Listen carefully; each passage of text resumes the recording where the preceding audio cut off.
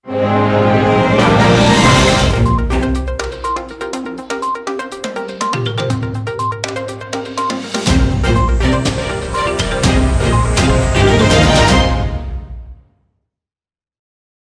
वक्त मुझे telephone line पे ज्वाइन किया अब्दुल वसीम साहब ने, एमक्यूएम पाकिस्तान के सीनियर रहनुमा है, साबिक रुकन कौमी असम्बली के। अब्दुल वसीम साहब, बहुत शुक्रिया आपके वक्त का। कैसे मिजाज है? खैरियत से? ठीक ठाक हैं आप?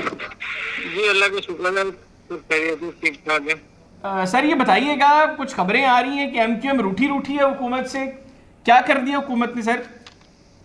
देखिए, बात रूठने की नहीं है। बात यह है कि जो मुआहदा या उसे कह लें वर्किंग रिलेशनशिप बनाई थी, उस वर्किंग रिलेशनशिप पे हमने कहा क्या था कि कानून साजी की जाए, जो सुप्रीम कोर्ट ने अपने वर्डिंग में कहा है उसके मुताबिक कर दी जाए। तो वो कानून साजी बन भी गई, मसवदा तैयार भी हो गया। 30 दिन के अंदर उसे पेश करना था। आज 2 महीने से ज्यादा होने को जा रहे हैं, लेकिन उस पर अब दरामद नहीं हुआ। उसके अलावा भी ये तय हुआ था कि जी सिंध में जो भी फैसले होंगे, बड़े फैसले, उसमें मुशावरत की जाएगी, लेकिन अभी तक जो है वो मुशावरत भी कहीं नजर नहीं आ रही। तो हमने खैर नाराजगी इस हद तक जाहिर की है कि आपने जो कमिटमेंट किया तमाम जमातों के सामने बैठकर, तमाम जमातों के साइन से आपने ये कमिटमेंट किया कि हम पूरा करेंगे, लेकिन वो कहीं नजर नहीं आ रहा, वो कहीं देखने में नहीं आ रहा। और मजीद चीजें जो आप देख रहे हैं, अभी इलेक्शन होने जा रहा है बल्दियाती जी, उसमें हल्का बंदियां इतनी गलत तरीके से की गई हैं, जो सिंध गवर्नमेंट ने खुद की हैं, इतने गलत तरीके से की है कि अब जो है वो मेयर कराची का भी जो है मैं समझता हूँ कि मुश्किल में आ जाएगा। इसके अलावा हैदराबाद में भी यही जो है हल्का बंदियां की गई कि, और मीरपुर खास, नवाब शाह, सखर, यहाँ तक ये पूरे एरियाज में इस तरह हल्का बंदियां की गई है कि जहाँ पर अब एमक्यूएम का मेयर या वहाँ के डिस्ट्रिक्ट या टाउन आना बड़ा मुश्किल हो जाएगा। अच्छा, तो हमने इस बात को हाई कोर्ट तक में जाके जो है वो केस पेश किया, जो अभी आपने देखा होगा कि वहाँ पर भी जो है पीपल्स पार्टी के कारकुन बैठे हैं। हाँ। और वहाँ पर भी इसी तरह के जो है वो फैसले लाए गए, जबकि तमाम चीजें आप सिंध हाई कोर्ट की बात कर रहे हैं? जी जी। आप तो ये कह रहे हैं कि वहाँ पर पीपल्स पार्टी कारकुन बैठे, वहाँ पर ऐसे फैसले आए? मतलब लगा ऐसे ही है मुझे, क्योंकि जो फैसला आया है वो सारी जितनी भी चीजें पेश की गई हैं, आप सुने तो सही ना, आपने मतलब उसको देखा तक नहीं और उस पिटीशन को आपने रिजेक्ट कर दिया। अच्छा, तो मैं समझता हूँ कि अगर कानून के दायरे और इंसाफ की बुनियाद पर नहीं चलेगा तो फिर ये सब चीजें आपके सामने नजर आएंगी। तो ये हमने जाके जरदारी साहब को भी और हुकूमत सिंध को भी जाके तमाम बातें बताई हैं कि भाई ये ज्यादती हो रही है, जुल्म हो रहा है, और आपने जो वादे किए थे उसमें एक भी पूरा नहीं किया। यहाँ तक कि सुप्रीम कोर्ट का ये है कि 1 माह के अंदर आप कानून साजी कर लें, लेकिन वो भी तो आपको क्या लग रहा है उसमें, उस कानून साजी में रुकावट कौन है? पीपल्स पार्टी है, हुकूमत है, या इनकी नीयत ही नहीं है कानून साजी करने की जो एमक्यूएम डिमांड कर रही है? पीपल्स पार्टी रुकावट है, क्योंकि पीपल्स पार्टी ने जो सिंध में हल्का बंदियां की, जैसा मैंने बताया, उन हल्का बंदियों पे पीपल्स पार्टी को 100% फायदा है, मतलब कोई नुकसान नहीं। तो जब फायदा हो रहा हो तो इसका मतलब है आपके साथ फिर जरदारी साहब गेम करके सर?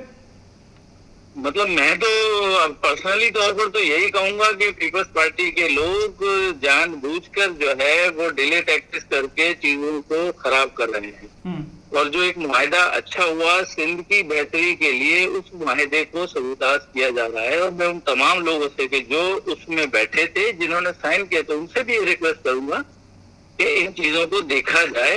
एमक्यूएम की सीटें आज भी अहमियत रखती हैं, आज भी वही सीटें अहमियत रखती हैं कि किसी तरफ से चली गई तो मुश्किल हुकूमतों के लिए होगी। तो आपने कहा जी 1 माह का टाइम डिसाइड हुआ, अब 2 माह से ऊपर वक्त हो गया है, चीजें नहीं हो रही, तो फिर एमक्यूएम क्या मजीद अब इंतजार करेगी या आप लोग कोई अहम फैसला ले सकते हैं आइंदा कुछ दिनों में?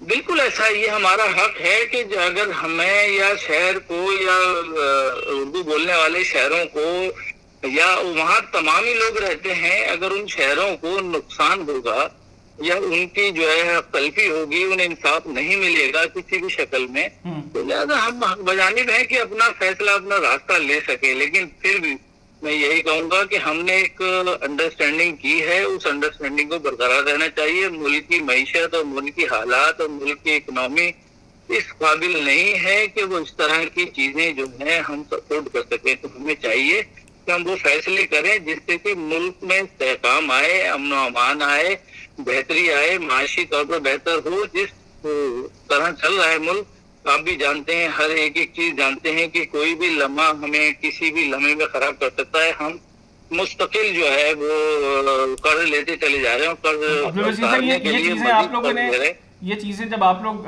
पाकिस्तान तहरीक इंसाफ के साथ इत्तेहाद में थे, हालात तब भी यही थे, उस वक्त भी कुछ ज़्यादा चीज़ें इससे तब्दील नहीं थी। तो उस वक्त जब आप लोगों ने इतना बड़ा फैसला लिया, तो तब आप लोगों ने ये चीज़ें नहीं सोची कि मुल्क इन हालात के मुतहम्मिल नहीं हो सकता? देखिए, हम एक सियासी पार्टी है, अलग सियासी पार्टी है, और आज भी हम अलग सियासी पार्टी हैं, अलग तशख्खुस रखते हैं। हमारे पास भी एक ताकत है, एक सोच है, एक तरीक़ेकार है।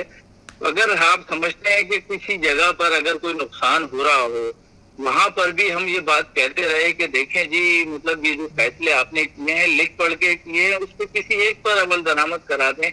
वहां पर भी ऐसा नहीं हुआ। यहाँ पर जो है हम इसलिए बैठे जाके कि तमाम जमातों ने इस बात को अश्योर किया था कि हम जो है आपके साथ खड़े होंगे अगर मुआहदे में खराबी आएगी। अच्छा, तो अब कोई नहीं खड़ा हो रहा? ये बनी हमारे लिए कि हम उस मुआहदे के तहत या उन साइन के तहत हम आगे बढ़े कि भाई ठीक है जी, आगे चले। और मुल्क को जो है जो सूरत हाल चल रही है उसमें जो है हम नहीं चाहते कि कोई खुदा ना खास्ता कोई ऐसी बात हो।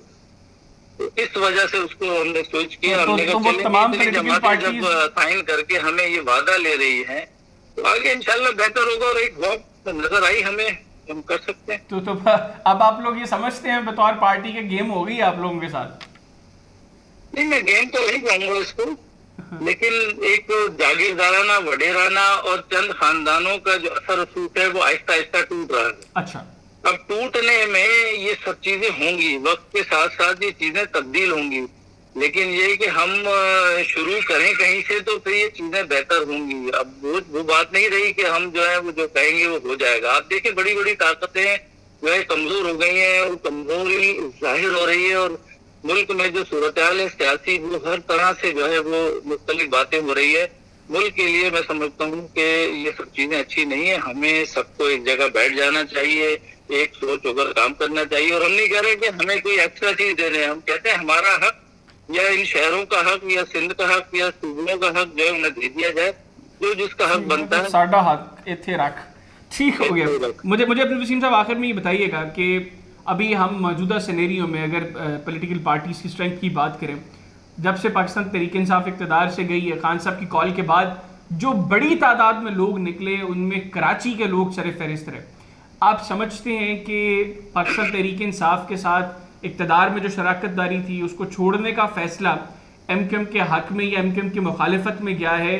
क्योंकि पब्लिकली जो प्रेशर MQM को अब फेस करना पड़ रहा है, खासतौर पर इन बड़े शहरी इलाकों में, वो आप लोगों की सोच में नहीं था कि आप लोग PTI का साथ छोड़ेंगे तो आप लोगों को ये प्रेशर देखना पड़ेगा। देखिए, MQM का देखिए मसला देखिए MQM का है क्या। MQM के पीछे तो लियाकत अली खान के टाइम से लगे हैं, तो आज तक MQM के पीछे लगे हुए हैं। MQM एक जमात बनकर उभरी और उसने एक अपने आप को शो किया और एक बड़ी तादाद में, तो वो तमाम चीजें क्लैरिफाई कर दें, मुहावरतन कहा है ना आपने, वैसे ही मिसाल के तौर पे लियाकत अली खान तब तक MQM वजूद में भी नहीं थी सर। यही तो मैं कह रहा हूँ कि मिसाल के तौर पे आप लियाकत अली खान के कत्ल से लेके साजिश तो वहां से शुरू हुई है, फिर मुसलसल जो है वो MQM को मेलाइन किया जाता रहा। फिर आखिर में आके जो आपने देखा, जो बात आप कह रहे हैं कि उसके इख्तियारात भी छीन लिए गए बलदियाती। मुशर्रफ दौर में थे, मुशर्रफ दौर के बाद तमाम इख्तियारात छीन लिए गए।